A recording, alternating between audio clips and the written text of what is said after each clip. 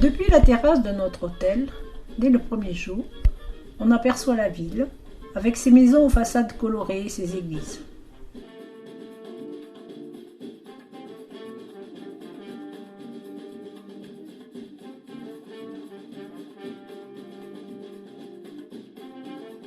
Puis, commence la balade dans le centre historique.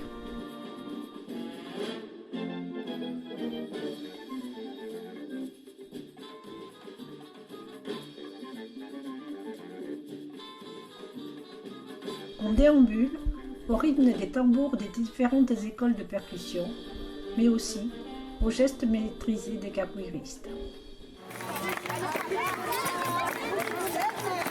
Pelourinho doit son nom au pilori qui dominait sa place principale.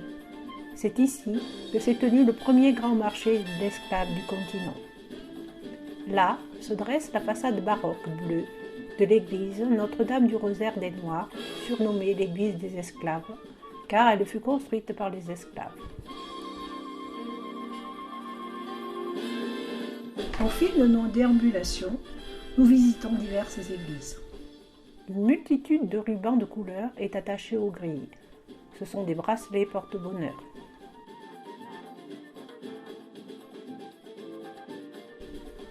Le couvent San Francisco et son église. D'abord, visite du cloître, orné de carreaux azuleros, réalisé au Portugal, puis assemblé sur place.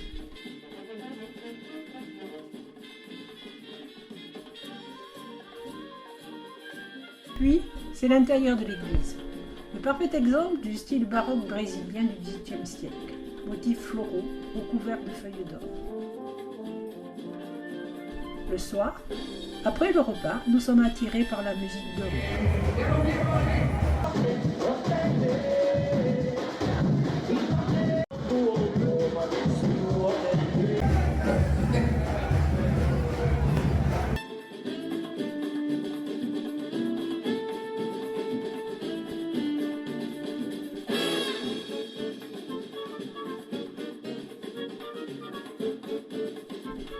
Le lendemain, on se rend sur l'esplanade de la Croix-Tombée pour avoir une vue sur la ville basse et la baie.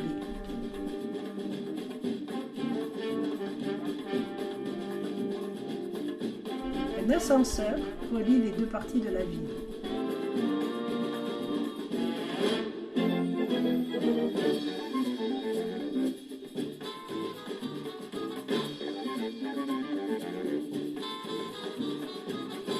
L'après-midi, direction en taxi le quartier de Barra et sa plage. C'est dimanche et les Baïanais profitent de la plage, mais nous ne tarderons pas à les rejoindre.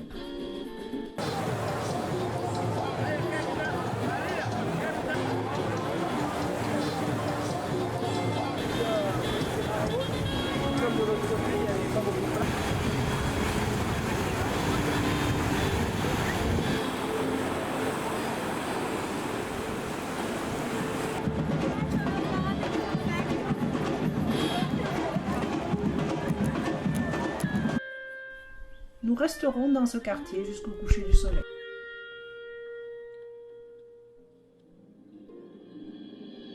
Le lendemain, direction la péninsule d'Itapagine pour visiter le sanctuaire de Bonfim. En chemin, on s'arrête pour voir des personnes qui font de la pêche à pied. C'est autour de cette église que sont vendus puis accrochés les célèbres rubans de Bonfim.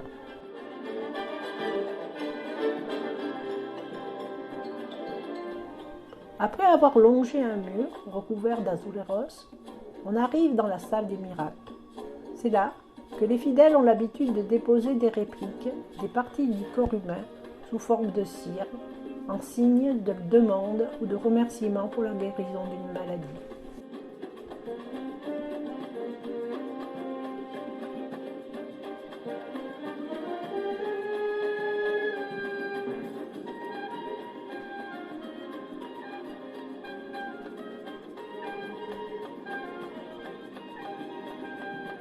La capoeira prédomine à Salvador. Cet art martial fut déguisé en danse par les esclaves pour que leur maître ne se doute pas que les pas acrobatiques étaient des mouvements de combat. Puissance, rythme, poésie et agilité, les mouvements n'obéissent qu'à la musique et au chant.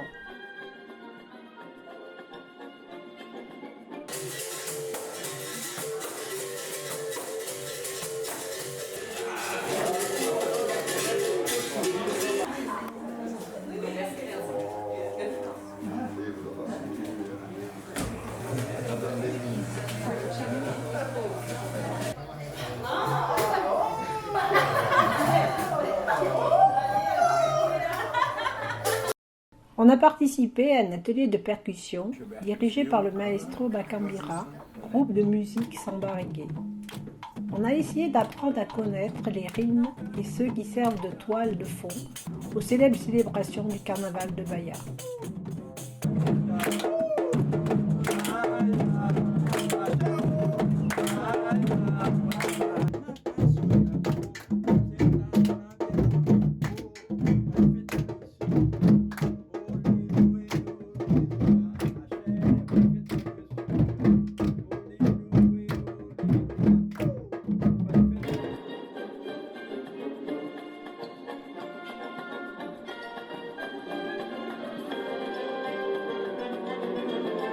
Situé juste à côté du port de Manaus, le marché est un lieu particulièrement vivant, d'interminables étals de fruits, de légumes et de poissons.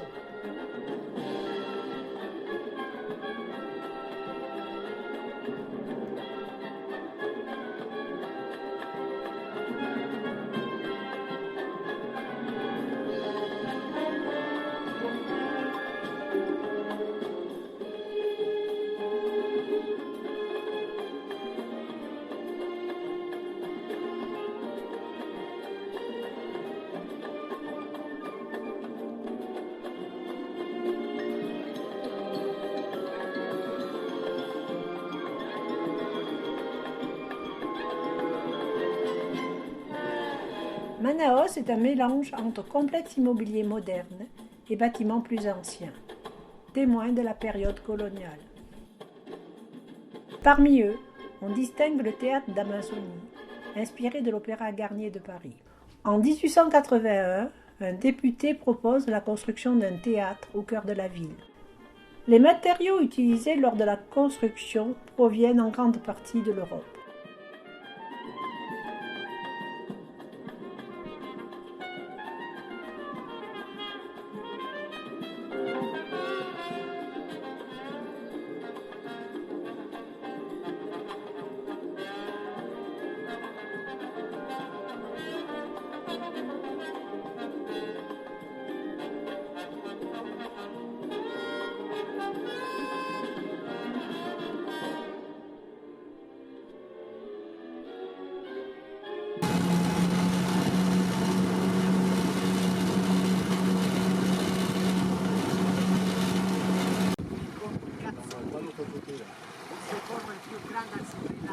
À Manaus, on peut aussi observer un surprenant phénomène naturel, la rencontre des eaux. Les eaux noires de la rivière Negro rencontrent les eaux beiges de la rivière Solimões pour former l'Amazone. Sans se mélanger sur plusieurs kilomètres, un phénomène dû à la différence de température et de vitesse de courant entre les deux rivières.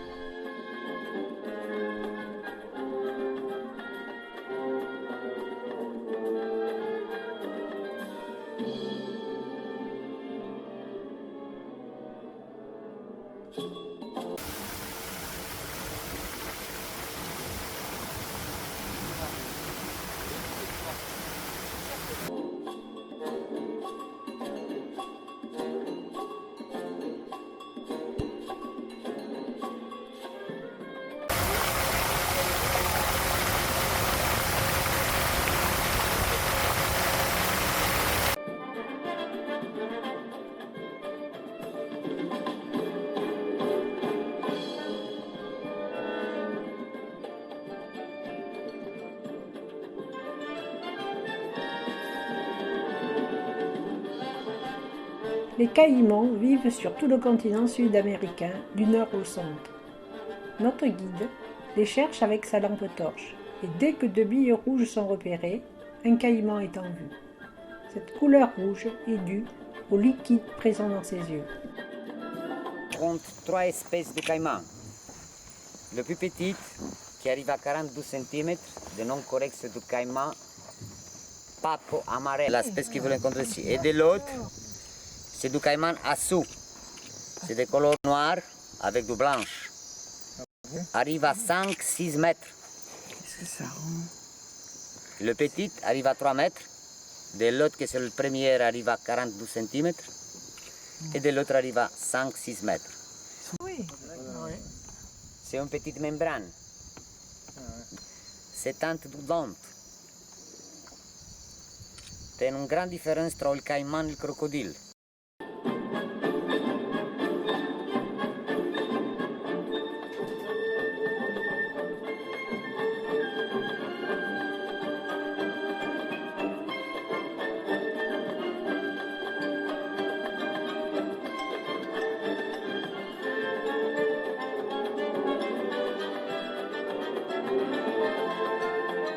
Le dauphin rose est aussi connu sous le nom de vautour. Il vit exclusivement en eau douce. C'est un animal qui mesure entre 2 et 2,80 m et peut peser entre 100 et 150 kg. Il présente une grande flexibilité de la colonne vertébrale. Cela lui permet d'effectuer des virages serrés et de bouger sa tête dans toutes les directions.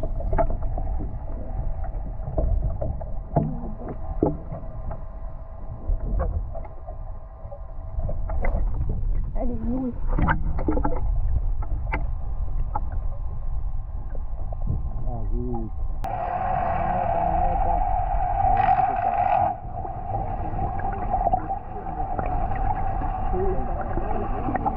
Allez, attrapez-le. Je l'ai fait lever quand même.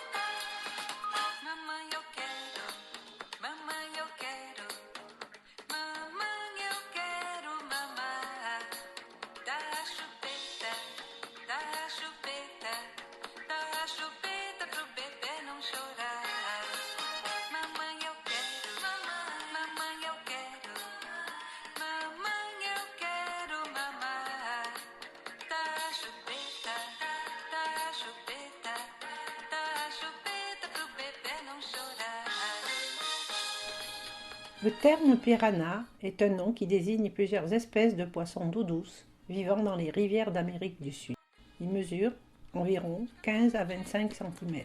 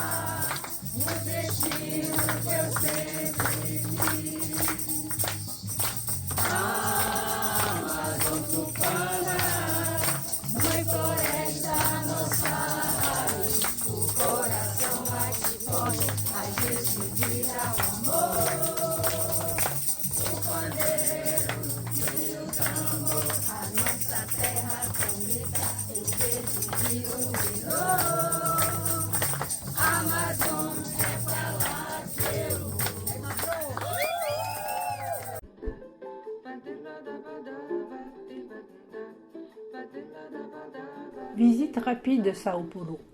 Direction le quartier Villa Madalena, où la figure de Batman hante les rues. 2 ruelles concentrent l'essentiel des œuvres du quartier.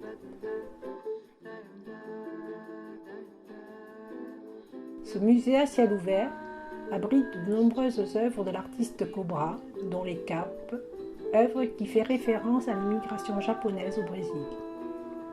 Pedro Martinelli est un gratte-ciel de bureaux de 108 mètres de haut, construit entre 1922 et 1934. Ce fut le plus grand immeuble de Sao Paulo et du Brésil, jusqu'à la construction de l'Altino Arantes en 1947, du nom de l'un des dirigeants de la Banque Santander, qui a son siège dans le bâtiment. Il se singularise par son style art déco. Au sommet, un observatoire est ouvert au public.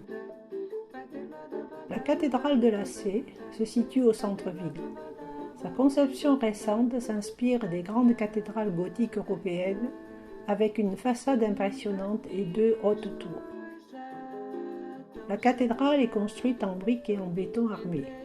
Son intérieur donne une impression d'espace. C'est l'une des 5 plus grandes églises gothiques du monde.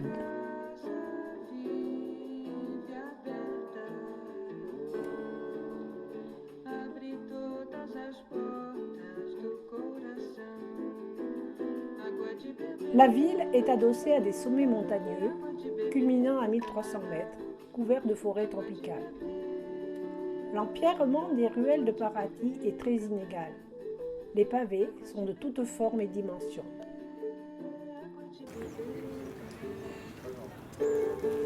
Certaines de ces pierres ont servi de ballast aux bateaux portugais et été remplacées par l'or au retour. Les maisons colorées restent alignées le long des ruelles, un peu casse-pattes, bordées par des trottoirs curieusement surélevés. Paraty a été pensée en 1667 par le colonisateur portugais avec un système de voirie particulièrement ingénieux. Construite juste au-dessous du niveau de la mer, la ville est chaque jour inondée par la marée montante, puis nettoyée avec le reflux. Au XVIIe siècle, Paraty représentait la dernière étape de la route de l'or, et de riches marchands y ont fait construire des maisons hautes, structurées de boiseries.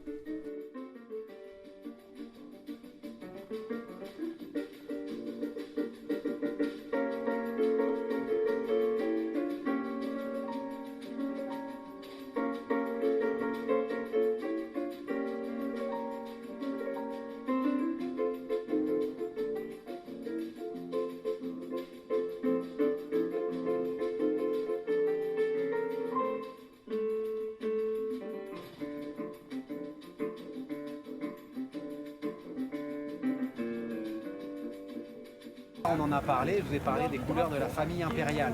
Ça, c'était donc la maison de la famille impériale.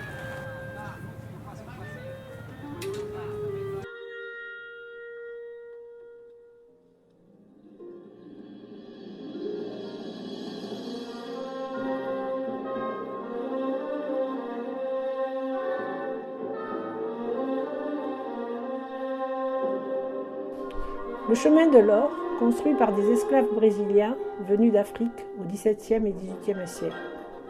Ce sentier serpente à travers la forêt tropicale atlantique. La route a été dégagée et des pavés ont été posés pour transporter facilement l'or et les pierres précieuses dans des paysages de jungle montagneuse.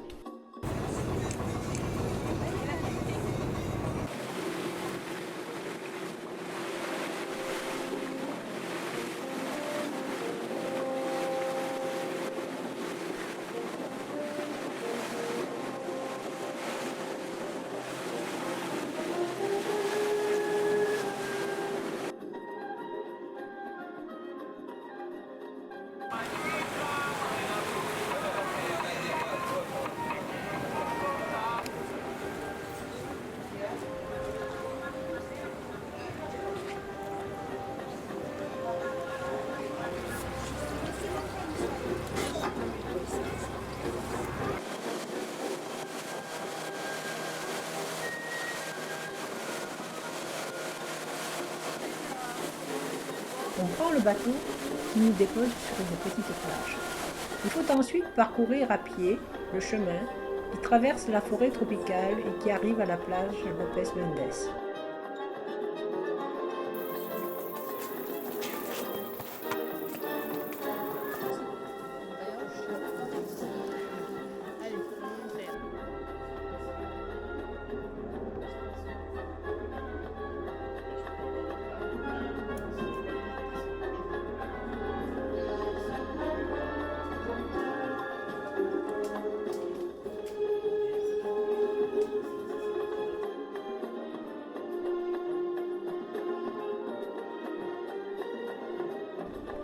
Cette plage est l'une des plus belles du Brésil. C'est un croissant parfait de 3 km de long, au sable fin, blanc, qui crisse sous les pas.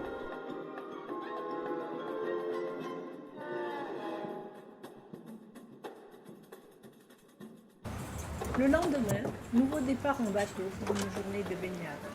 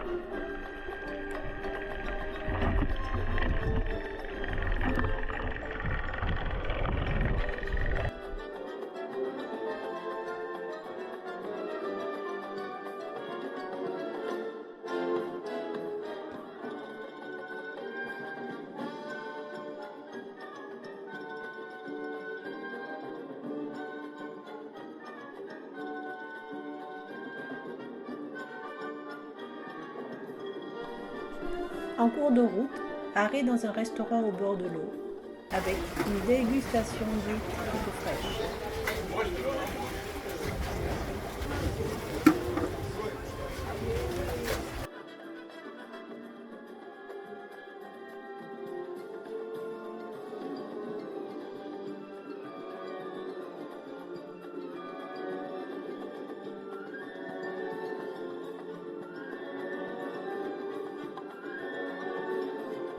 Copacabana et Ipanema, chacune a son propre charme. Copacabana est réputée pour son sable blanc et ses eaux cristallines. Bordée par une promenade animée, parsemée de bars, de restaurants et de vendeurs ambulants et des terrains de sport.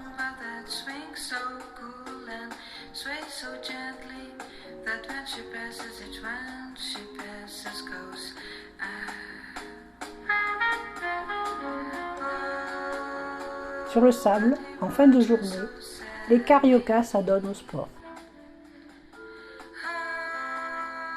À Ipanema, on trouve une atmosphère cosmopolite et décontractée, où les locaux se mêlent aux visiteurs internationaux.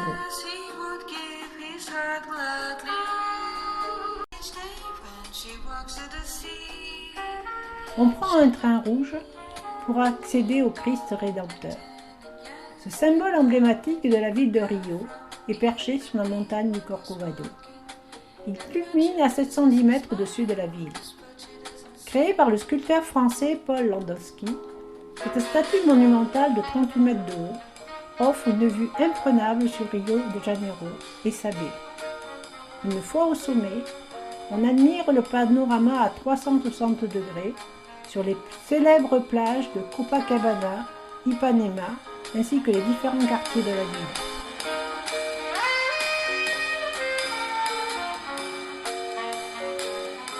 Là, vous avez Botafogo, Copacabana, le pain de sucre, et on voit encore toutes les collines derrière.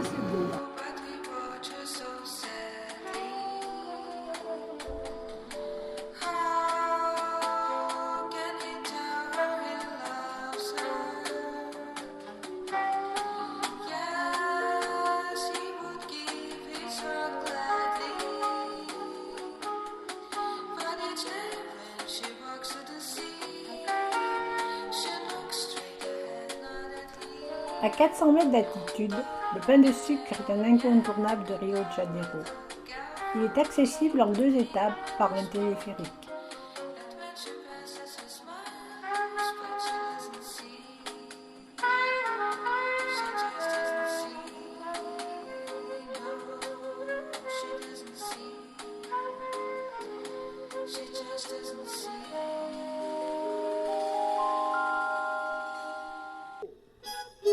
La vue sur Rio et ses environs est tout simplement époustouflante.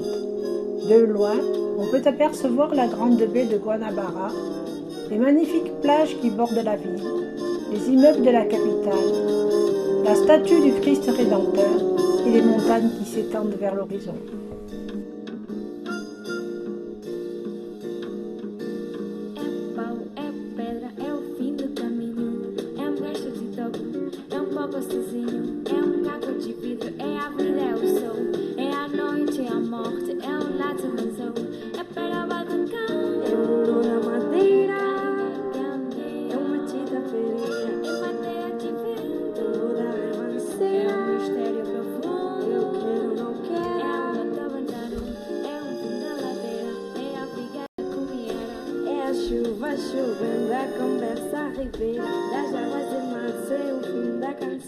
De style néo-gothique, elle a été construite en 1837 par une association d'immigrés portugais. Considérée comme l'une des bibliothèques qui rassemble la plus grande et la plus prestigieuse collection d'œuvres littéraires portugaises, elle abrite un grand nombre d'ouvrages répartis sur 3 étages.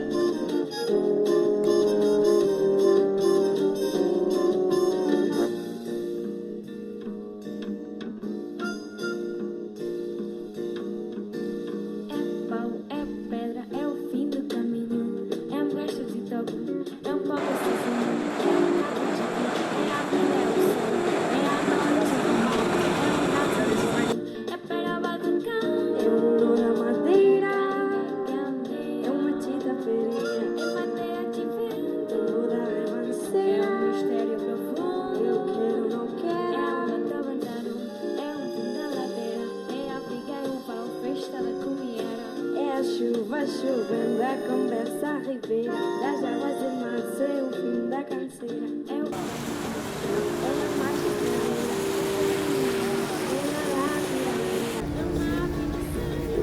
ave no chão, um pedaço de pau, não gosto um pescoço, é um pouco sozinho, é um estrepo, é um prego, é uma ponte, é um ponte, é um pinhano, é uma canta, é um canto. É uma prata brilhando, é um tijolo gigante. L'ancienne cathédrale datait du XVIIIe siècle et était de style baroque. Devenue trop petite, elle est retournée à la case église sous le nom de Notre-Dame du Carmel.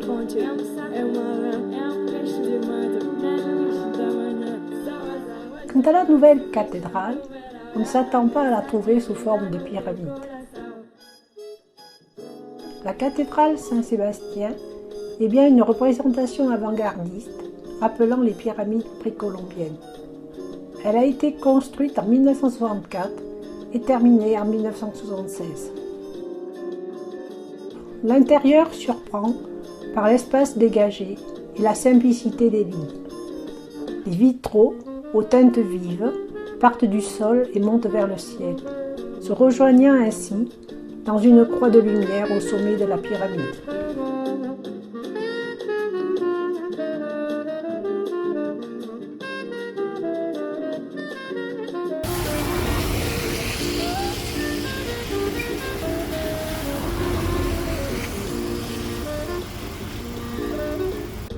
Le gigantesque mural des Ennemis est le chef-d'œuvre de l'artiste de rue brésilien Eduardo Cobra.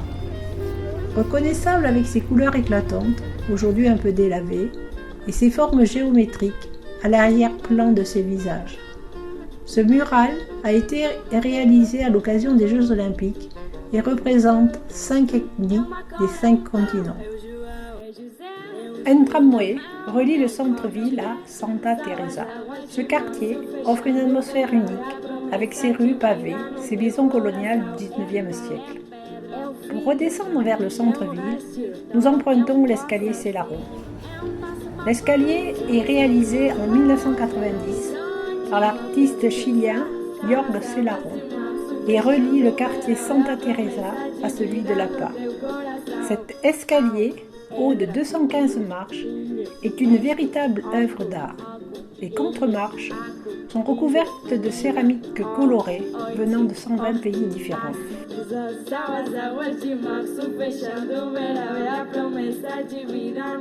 Rio Cenarium est l'un des bars les plus traditionnels de Rio de Janeiro. Cet ancien magasin d'antiquités est situé au cœur du quartier bohème de La Paz.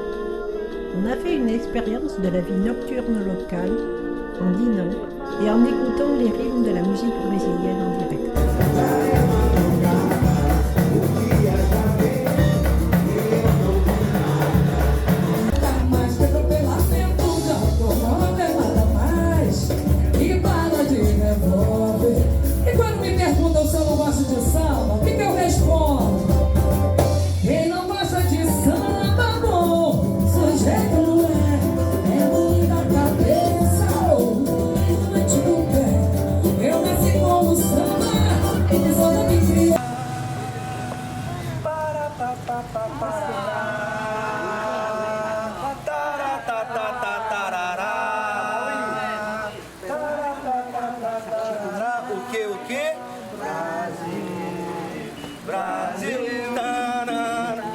Acabou, c'est fini, c'est fini.